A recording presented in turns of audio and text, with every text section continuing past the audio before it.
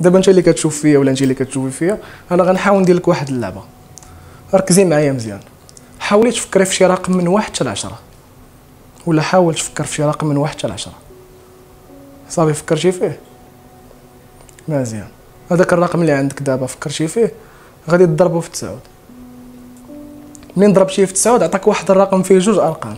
مثلا عطاك 18 غدير 1 زائد 8.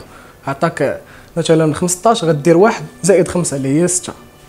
مزيان. كيف ما قلت لك شدينا رقم فكرنا فيه ما بين 1 و 10، ضربناه في 9 عطانا رقم فيه جوج ارقام.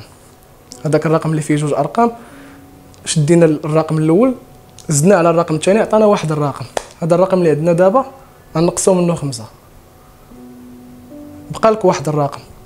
هذا الرقم اللي عندك دابا الا كان هو 1 غتسميه ا، الا كان هو 2 غتسميه بي، الا كان هو 3 غتسميه سي، الا كان هو 4 غتسميه دي، الا كان هو 5 غتسميه او، وهي غادا على حساب الرقم ديالك، على حساب الحرف اللي غادي تعطيه.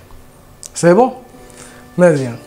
دابا غتفكر معايا في شي بلاد في العالم كيبدا بداك الحرف اللي عندك في دماغك، هذاك الحرف اللي جبدناه من الرقم اللي بقى لك. سي بون؟ فكرتي في داك البلاد، شي بلاد كاينه في العالم، في الاخر ديال داك البلاد كاين واحد الحرف. غنتخيلوا بان ديك البلاد مكتوبه قدامك بالفرنسي بحال هكا، في الاخر ديالها كاين واحد الحرف. هذاك الحرف الاخراني غتفكر في شي فخوي كيبدا به داك الحرف الاخراني من داك البلاد. سي بون؟ داك الحرف الاخراني غتفكر في شي فخوي كيبدا به الحرف الاخراني من داك البلاد. مزيان. خليني نقرا لك شويه افكارك.